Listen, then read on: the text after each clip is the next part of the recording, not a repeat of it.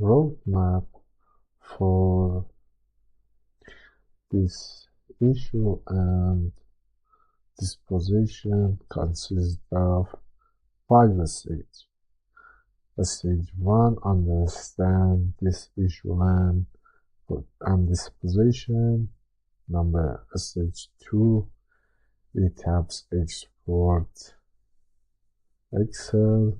Number 3 or stage 3 is understand our Excel file, and stage 4 write a script in Dynamo, and stage 5 run Dynamo player in Revit.